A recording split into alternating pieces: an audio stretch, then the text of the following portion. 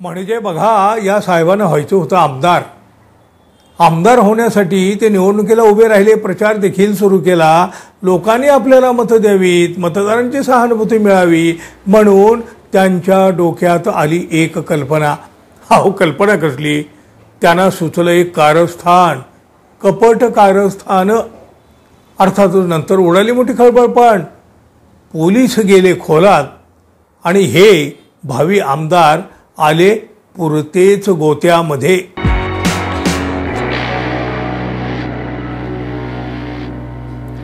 मित्रहो, नमस्कार. राजकारणामध्ये जशी काही माणसं कमालीची चांगलीही असतात, अलीकडच्या राजकारणाकडे पाहून तुम्हाला हे चांगलं वगैरे म्हटलेलं खोटं वाटलं तरी बघा, आजही काही पुढारी सात्विक प्रवृत्तीचे नक्की आहेत.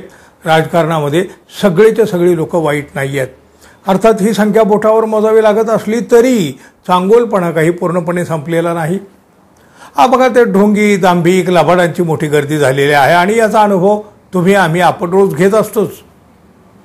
अहो, खरं तर हे राजकारणात प्रवेश करण्याचं एक क्वालिफिकेशन बनून गेलेलं आहे. त्यानं गुंड असावं, मवाली असावं वगैरे अशा प्रकारची बरीच मंडळी निवडणुकीला उभा राहताना दिसतात. भरमसाठ गुन्हे दाखल असलेली मंडळी. अहो, सामान्य सज्जन माणसं तर राजकारणात उरलं नाही असं लोक उघडपणे म्हणू लागलेले आहेत. निवडणुकीच्या काळात काही उमेदवार लबाडी करतात, खोटी आश्वासनं देतात, पुढे ती विसरूनही जायची असतात. अर्थात आश्वासनं ही विसरण्यासाठीच असतात. अहो, लोकांनी आपल्याला निवडून द्यावं म्हणून, लोकांची सहानुभूती मिळावी म्हणून कोण काय करील हे कधीही सांगता येत नाही. आपण असे अनेक प्रकार, अनेक नमुने पाहिलेले असतात. असे प्रकार घडतच असतात प्रत्येक निवडणुकीच्या वेळेला. यातले काही प्रकार उघडेही पडतात, त्यांची फजितीही होते. पण बघा, तासत जळगाव जिल्ह्यात अशाच एका प्रकरणाची मोठी चर्चा सुरू आहे. इथल्या एका उमेदवारानं केलेलं कारस्थान निवडणुकीचा निकाल लागल्यानंतर उघडं पडलं आहे. लोक अचंबित होऊन हे सगळं पाहू लागले आहेत. अहो, ते शेख हुसेन नावाचा एक अपक्ष उमेदवार जळगाव विधानसभा मतदारसंघामधून अपक्ष निवडणूक लढवित होते. आपल्याला लोकांनी मतं द्यावीत म्हणून त्यांनी सगळे फंडे अवलंबलेले होते. निवडणुकीची धामधूम सुरू असतानाच, म्हणजे बघा, 18 नोव्हेंबरच्या पहाटे 4 वाजण्याच्या सुमाराला त्यांच्या घरावर अज्ञात व्यक्तींनी गोळीबार केला. अपक्ष उमेदवार शेख हुसेन यांचे मेहरून परिसरातील शेरा चौकामध्ये घर आहे. अहो, पहाटे 4 वाजण्याच्या सुमाराला त्यांच्या घरावर गोळीबार झाल्यानंतर प्रचंड खळबळ उडाली. उमेदवाराच्या घरावर निवडणुकीच्या काळात गोळीबार. मग आता घटनेची माहिती मिळताच पोलीस अधीक्षक महेश्वर रेड्डी हे स्वतः आपल्या सहकार्यासह घटनास्थळी दाखल झाले. उमेदवारांच्या घरावर गोळीबार झाल्यामुळे साहजिकच परिसरामध्ये मोठी चर्चा होऊ लागली. अहो, हा गोळीबार केला असेल तर कुणी, या घटनेमागे नक्की कोणाचा हात असेल वगैरे वगैरे अशा प्रकारचे अनेक प्रश्न लोकांना पडलेले होते. आता निवडणुकीचा काळ असल्यामुळं पोलिसांनी हे प्रकरण गंभीरपणे घेतलं. पोलिसांनी सगळ्या बाजूंनी तपास सुरू केला. खरं तर बघा, पोलिसांना आधीपासूनच काही संशय होता. संशयाची एक पाल त्यांच्या मनामध्ये चुकचुक करत होती. पण तरीही त्यांनी सर्वांगाने तपास सुरू ठेवला. पोलिसांच्या तपासात जे समोर आलं ना, त्यांना मात्र जळगाव जिल्हा हादरून गेला. सामान्य माणूस तर आग वासून पाहू लागला. अहो, सुरुवातीपासून त्या संपूर्ण प्रकरणामध्ये कुठेतरी पाणी मुरतंय असा संशय पोलिसांना होता.